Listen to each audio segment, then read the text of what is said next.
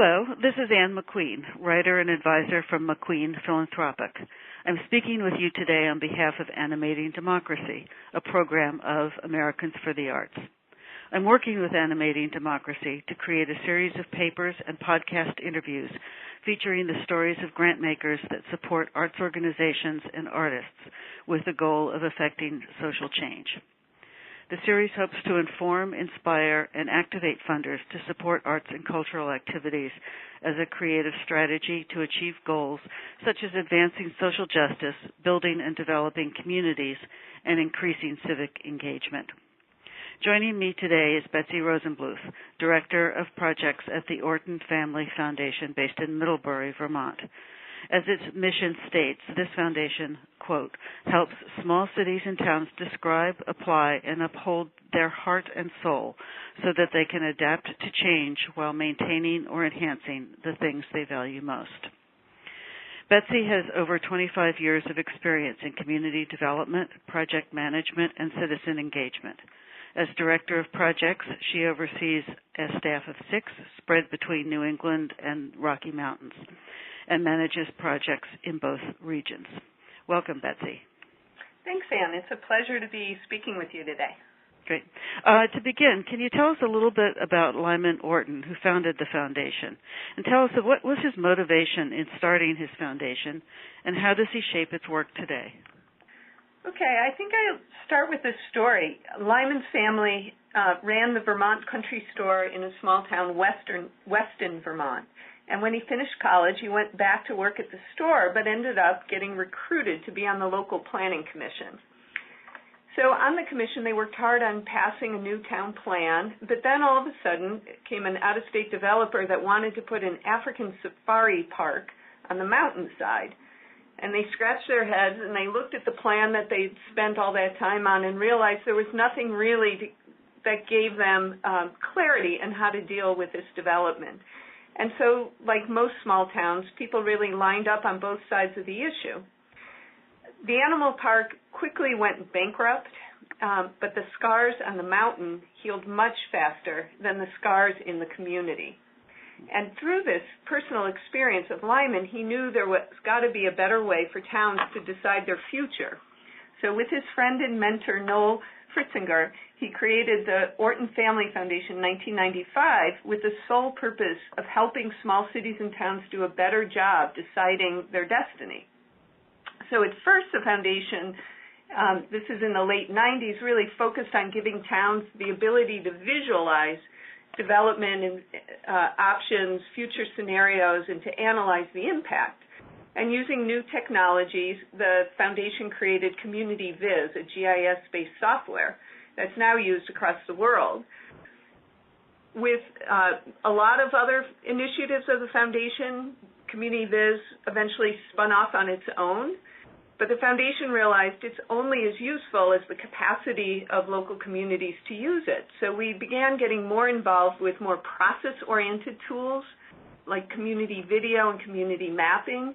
And then around 2006, Lyman was following a debate in Austin, Texas over the cost of housing. And the success of the city was due to some degree, and maybe to a large degree, to the thriving music scene, but that was also driving up prices so that the very musicians who created the success were being priced out of the city. So some in Austin claimed it was losing its heart and soul. And Lyman, being a good retailer, brought back this concept to the foundation and asked, how do we help communities identify their heart and soul and to take action to protect or enhance it so they don't lose it? And that's now the main focus of our work.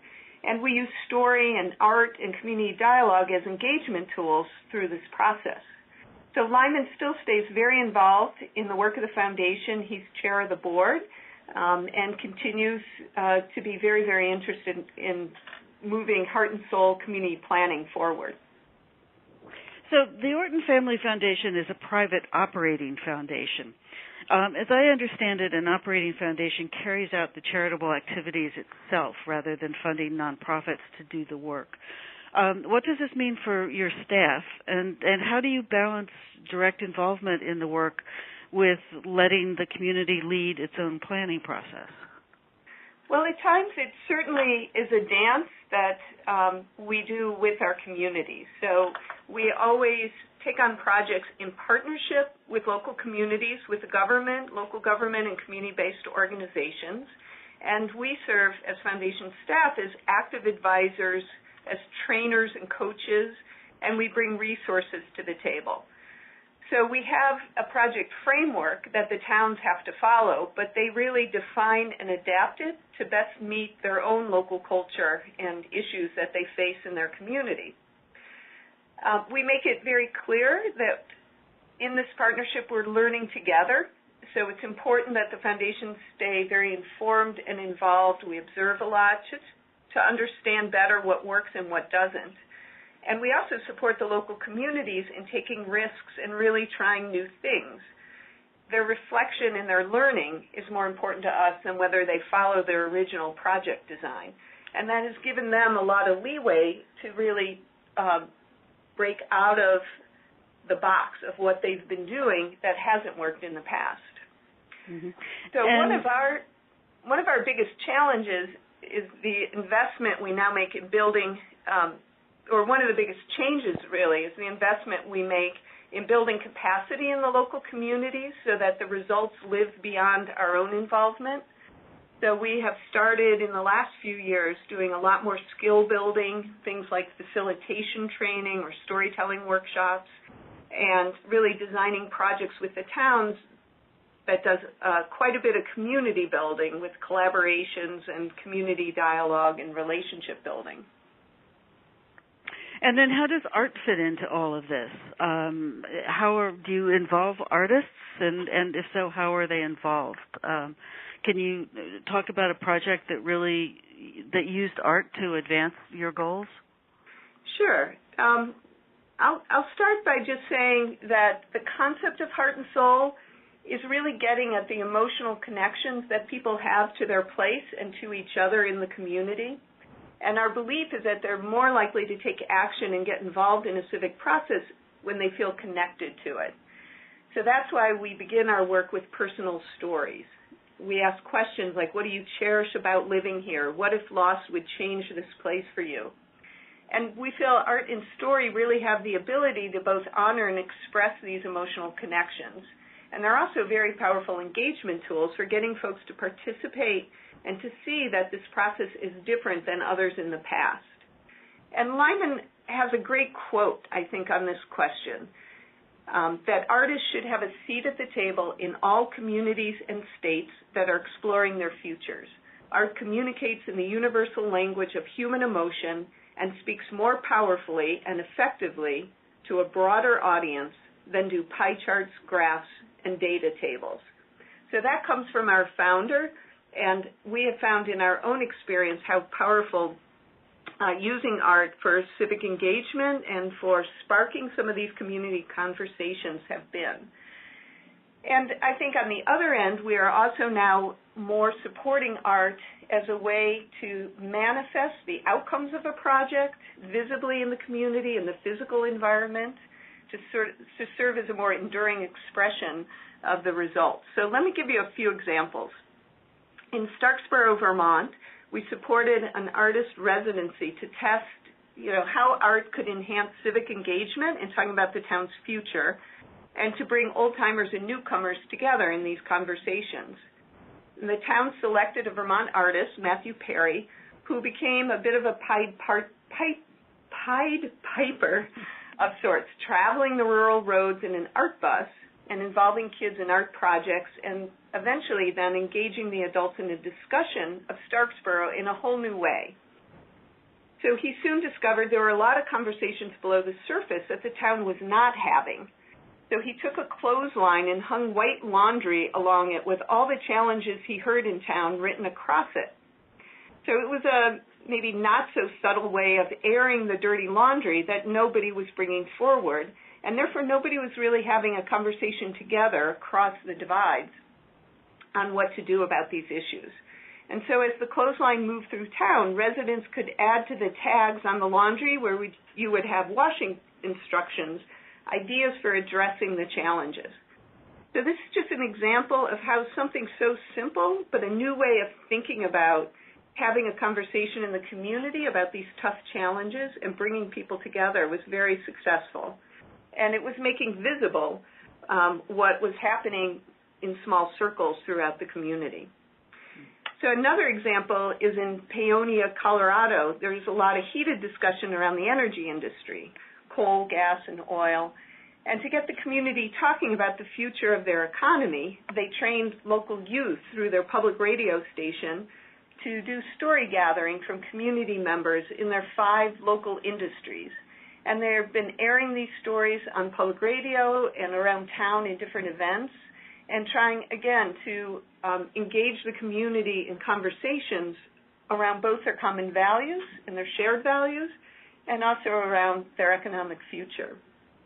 So those are just 2 ways we've done that. I think, towns are starting to learn from each other, and so in Essex, Vermont, they've been hearing the stories of how artists and art have been adding to our projects, and they just hired an artist in residence, Kevin Reese, to do a mobile project in the schools where they are translating the shared community values into these mobiles that will hang throughout the community and express the values of what makes Essex, Essex. It's sort of a sense of pride and a sense of a touchstone for having gone through a very extensive public process that they have that to carry forward.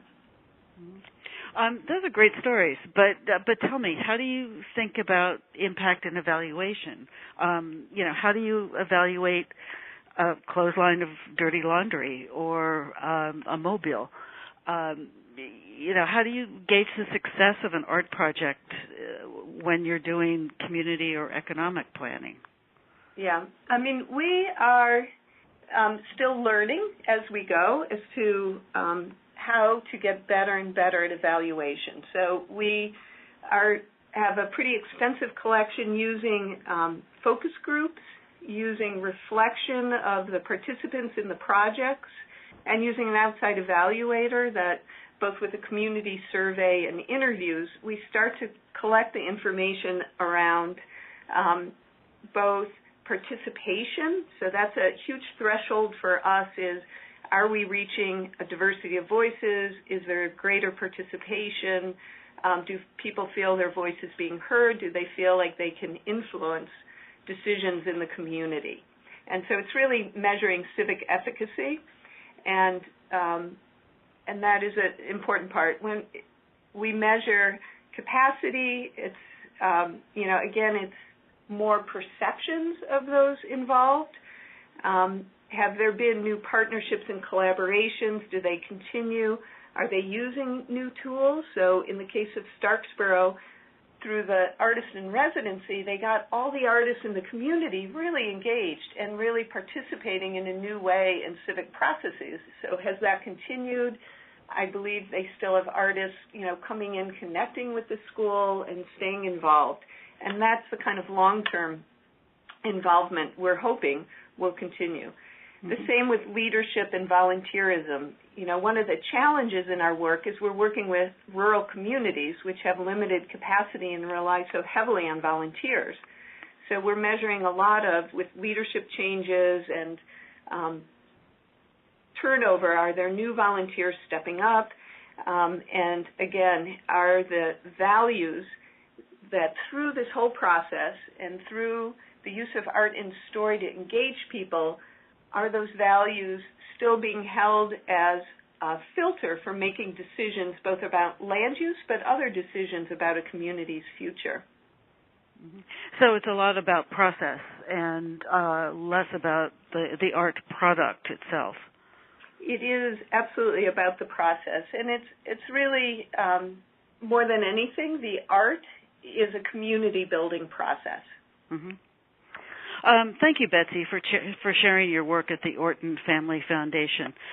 Listeners can learn more about that work on their website, orton.org, and can read more about this foundation and other foundations' grant-making in the arts on the Animating Democracy website at animatingdemocracy.org.